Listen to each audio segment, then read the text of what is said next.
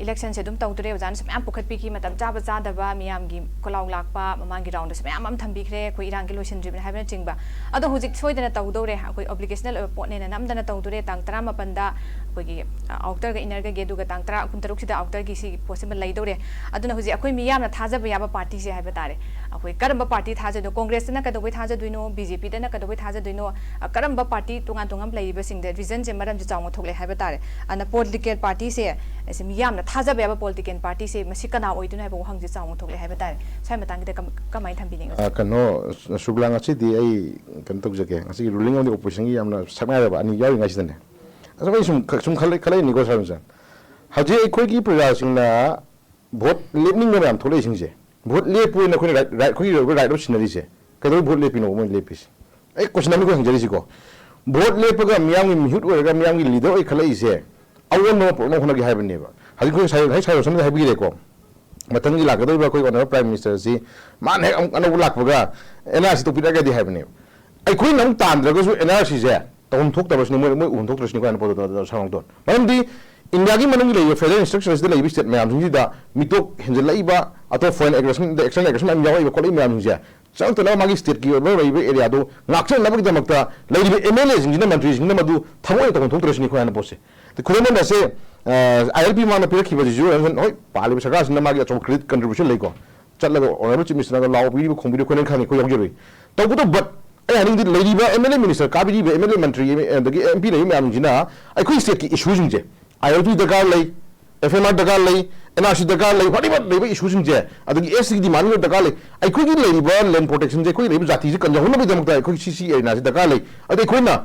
प्रजा ना वो है तो कोई तो उनको इतना नहीं है बजे वो तो खंडन में मीडिया रश्मि को जने रो जने को ngasi ba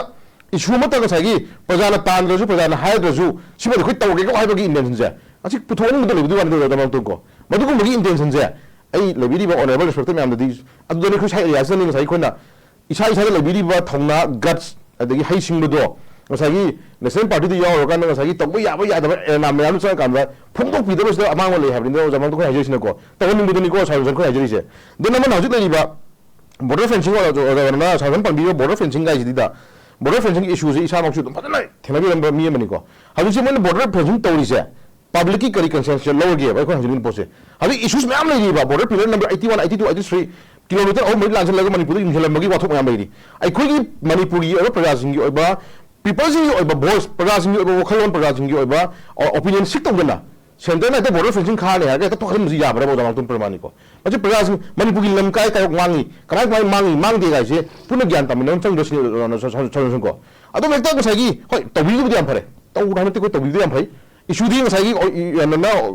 you know home minister na manipur in phalak matam da ta ma gi le bi chut account da mamang interview da man sa phung ko su le hari mai ko chobe iran je issue je external action yawe ma samsan haija gre ko ai da ga go head to odna hari bangladesh na si mo gi government gi decision lo rena bangladesh government da decision lo re bangladesh sa le ba sida cookie oba na lawon ta ko thamaro modu fu muthak ni ho wa to re issue ta we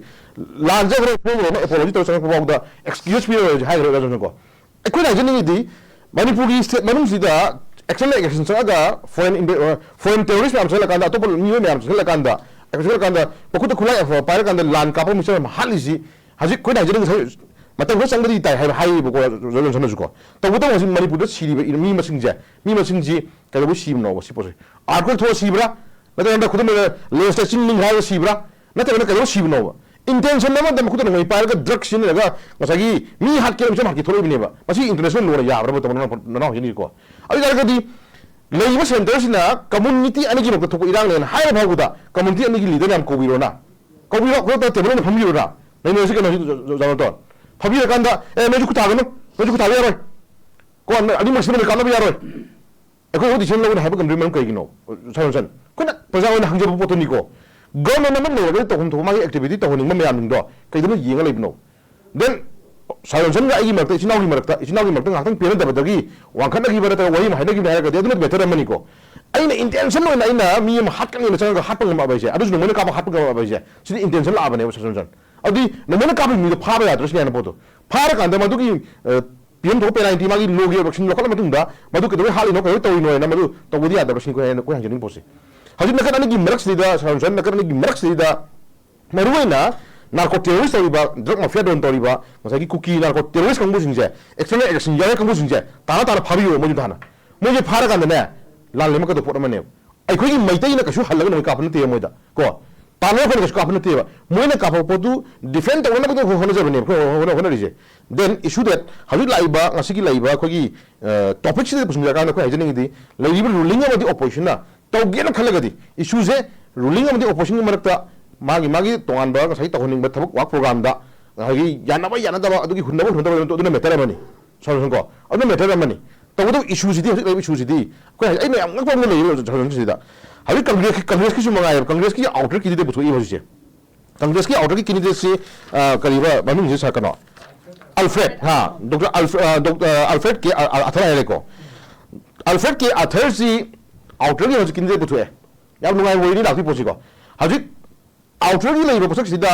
Kangpokpi दे लेबा कुकनोगी कांग्रेस की hard worker में लेबा को याब hard worker Congress की team है तारे को मसिगी team जे कोई मांग फुटेज उजगिबनी को सरी टू करेक्शन हजगी लेबा कांग्रेस की एमएलए इलेक्टेड कैंडिडेट इलेक्टेड पास माले कांग्रेस की लीडर है मासी कुकी फ्रुकी कांगपोपी की मगी जाति मदा फोंना ngasi ट्रेनिंग पीदना ड्रिल तौदना अदुगुम यावनि पामने अदुगुम नि पादो ngasi के दौरे मागन कोई राहुल गांधी लाकान ngasi मान वेलकम टू कुकी लैंड था उखाइने वेलकम टू कुकी लैंड था उखाइने बा अदा गदी कांग्रेस की लेबा पॉलिटिकल पार्टी की लीडर्स सिंह जे ngasi कुकी ना मुसिनम खनबा अदि देन बीजेपी की सुमा कन के दौरे एमपीएस हवाले अदि साइलेंस को एमपीएफ की लेबा साइलेंस यावब्रा मगनदा इंपैक्ट टीबी की गनदा डिस्कशन में सा यावब्रा माले एमपीएफ की लेबा जनरल सेक्रेटरी को मई नगागी ओरिजिनल सेक्रेटरी मना फुरेन ना मोन समा हायबा अखोगी नगागी लेबा लंगी एरिया दु दुमे पली एरिया खरदो they are not enter the Manipur state में इनदि हाय मन पामन तान डिमांड दा मा मसान हाइजबनी को फुटेज यावबनी को इंपैक्ट टीवी दा तनो अदि सोमना कंदना कुकी एमएलए तरा जिना फोन सपोर्ट तौरगा कुकी नार्को टेररिस्ट ने नंगoi पाहेलगा खुलाई पाहेलगा मिसम हलनबा अदुगा सुमका असगी इलेक्शन की एरिया लागा जिना सही कांग्रेस सु बीजेपी सु अखोन हाइजबदी तब याब एक्शन एक्टिविटी खरदो दिखोन तोहन पोतनिगो सॉल्यूशन हजि छाई एरिया से द कोइना राजनीति की खोंचतना राजनीति की मरम ओरकांदा मसागी अदुम यानाबई मोम चतारगदी ngasi कुकी लालहौगम खुद खुलाई पाय मयाम जिना मैतै द उल्लिबा मगी नेचर मगी ओखलोनजे सिदी अखोयना अखोय अमत ओइन थेनमिन चुमद्रा सिनि खय क्वेश्चन लाक्सि सॉल्यूशन को अदु सी सेंटिमेंटरी को लानाय पोइजे अदुना हजि लेबा इशूज दिदा हजि लेबा इशूज दिदा लेयु मांग ताइ इलेक्शन की ओबा इशूज दिदा तसेंगना अखोय मैथी मसा मोइना नत्रगना खोगी लेरिबा कम्युनिटी की ओइना ngasi कम्युनिटी सिंगर अबिना फोटो अदुगी पोसक सिदा opposition habilitana ruling habilitana खोगी ओइबा कमन एजेंडा कमन प्लेटफॉर्म दा खोगी ओइबा गनोम दा कसai खोगी मैनिफेस्टो मदा चमाला थंगमिन नबगी राइट अमा खोई अते ते हामिंग खोनिंग म्याम लेबदुदि ओजन हैप्पी सुकाई देबको हजिक लाइब इशू जे हाना खोइ दुश्मन चंगिएबा सिगी इशू जिना हजिक खोइ जानाव को जमाव हैबी रे इशू जे हौन गाई हाइरे हजिक लान मनंग भोट मनंग हजिक नुमै काफले पनि हाइरि अमुसुको तमरि पॉसिबल हो गजन भोट लोरे मिकुप्ता तौदु लान म्याम जे तौतबसु ओसिनुको तौतबसु ओसिनु थुना पीसफुल लाको खोइ पामे तौदु भोट लोरे मतुन करी एक्सीडेंट थोकदगे कैदरकदगे हाबि हाबि गम देजिको हजिक फुटेज म्या थादो नै म्याम जिदा हजिक खुदमन फोन न कुकी म्याम नजि खुलाई पैदन कोतन तौइ म्याम जि उबका नंद खोइदा दम एंगाइटी मि लेरे खोइदको अखोइ सिगी पोसक्सिन चाहिँ अन चाहिँ अमु छानगि तागदि सॉल्यूशन अखोइ हौले तुंगी फ्यूचर लीडर फ्यूचर की यूथ्स म्याम नहा म्याम तुंगी लीडर गदो म्याम इसी इचन म्याम साना खोनाबद फागदो म्याम कल्चर की म्याम इकोनॉमी की लाइन दो म्याम सोदो म्याम जि खुम यिंगिन से सॉल्यूशन को मजे अथु मदम एज सुन एज पॉसिबल नसे इलेक्शन दा हाना प्रायोरिटी पी दबि दमसी लांच में हाना कोइ लोचमिन नंबर चुमब्रा है बसिमा कोइ खलम बनेबको अदो इलेक्शन मांग तारे नखि दोरनी को थोंग थोंग थिल लेरे हुइसे तबो काबी गदरी बीजेपी होगेरा कांग्रेस होगेरा इंडिपेंडेंट होगेरा तो पॉलिटिकल पार्टी मी होगेरा लैयु मैम जिंदो अखोइ तसेंगना सिगी इश्यूज ददी कमन एजेंडा ओहनिंगेबो लंसन को अमतो ने कोइ थेनानिंग पोट लेबो ngasi हुन्नबो गांना बाबा तो तोन मदुन पॉलिटिकल मसनी तबो इश्यूजे इमा इसा सिनंग मयाम मिते मापि तारग लेबो सकसे कमाइन कोन गदगे हाबदम कोइ यंग चंग एबो लंसन को अदना आई लास्ट ओपिनियन दा आई थमजरिंग दि थथावनि को हमजे सॉल्यूशन तौरि थौ खुदि मक्से नोना फै अदुबु इशू खुदि मक्से थौ खुदि मक्से तौबिदु ममांगदा पब्लिक की स्टेट की ओबा रिकमेंडेशन मा प्रमाणिक को हेंग सेंटर ना तौनिंग ना तौसो मतमदा स्टेट लेगा अमा लेरि बनिना सॉल्यूशन स्टेट लेगा सिगि रिकमेंडेशन लहन जरिंग लेबको स्टेट लेगा की रिकमेंडेशन लो वाइजे पीपल्स ऑफ मणिपुर निको प्रजासिंग अपन मगी वॉइस ने हाय अदुना कइगुमा मु सोयरा का दे कइदौरे प्रजासिंग कइ ताइन लगनी प्रजासिंग कइ ताइन लगनी हाय लास्ट गवर्नमेंट स्टेट गवर्नमेंट नत्रा स्टेट गवर्नमेंट यादना स्टेट गवर्नमेंट तौदना मोइदा हना याब पिरदना याम ताइन रोइद्रा ꯑꯗꯨꯅ ꯂꯩꯔꯤꯕ ꯄꯣꯠꯁꯛꯁꯦ